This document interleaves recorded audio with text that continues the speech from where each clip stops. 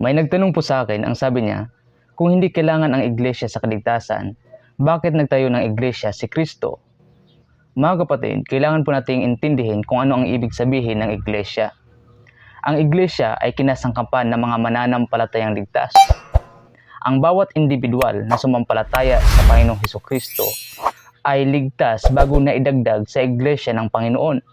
Yan po ang mababasa natin sa Acts 2 verse 47 na nangagpupuri sa Diyos at nakatanggap ng pagdingap ng buong bayan at idinigdag sa iglesia ng Panginoon araw-araw yaong mga nangaligtas. Ibig sabihin, malinaw dito na ang iglesia ng Panginoon ay kinasangkapan ng mga mananampalatayang ligtas. Ngayon, kung may mga mananampalatayang ligtas na, bakit nagtayo pa si Kristo ng iglesia? Ang purpose po, para turuan ang mga mananampalataya sa kabuuang aral ng Diyos. Dahil hindi lang naman patungkol sa kaligtasan ang doktrina ng Diyos, kundi marami pong prinsipyo ang Diyos, marami pong moralidad ang Diyos na dapat matutunan ng isang nagsisampalataya sa Panginoong Hesukristo para masunod natin ang katuwiran na inutos ng Diyos sa atin. Ito po ang sabi kasi sa Matthew 28 verse 20, turuan sila na tuparin ang lahat ng mga bagay na anumang naipag-utos ko sa inyo, at narito ako ay kasama ninyo lagi maging hanggang sa katapusan ng sanlibutan. Now, sa unang verses, tinuruan sila na humayo at ipangaral ang ebanghelyo at bautismuhan ang mga nagsisampalataya sa pangalan ng Ama, Anak at Espiritu.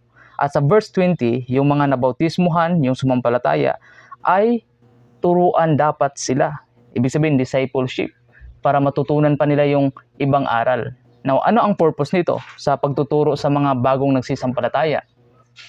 Para po pakainin sila spiritual ng karunungan at kaunawaan. Kaya nga po sa isang lokal na iglesia, mayroon pong pastor or elders para magpakain spiritual sa mga nagsisampalataya sa Panginoong Hesukristo. Yun po ang purpose ng isang pastor. Mababasa po natin sa Jeremiah 3:15 na I will give you pastors according to my heart, who shall feed you with knowledge and understanding. So kaya po pala nabuo ang iglesia para pakainin tayo spiritual sa karunungan at kaunawaan mula sa salita ng Diyos. Para maunawaan natin ng buo yung moralidad ng Diyos at katuwiran ng Diyos.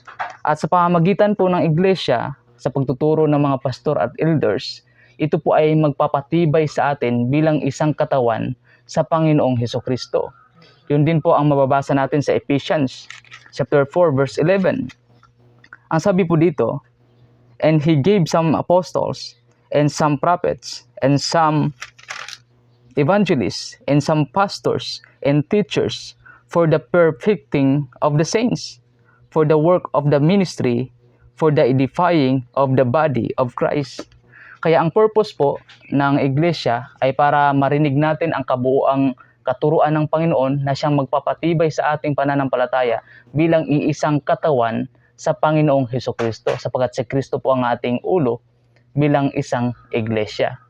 Kaya sana po ay malinaw na ang isang iglesia ay hindi siya paraan ng kaligtasan. Ang pag-aanib dito ay hindi paraan ng kaligtasan, kundi tayo'y naligtas na bago tayo na idagdag sa iglesia ng Panginoon, at sa loob ng katawan ni Kristo sa iglesia ay dito natin matutunan ang lahat ng katuwiran ng Panginoong Hesukristo sa pamamagitan ng pagtuturo, ng pagpapakain ng isang pastor sa atin ng karunungan mula sa salita ng Diyos. Maraming salamat po sa katanungan.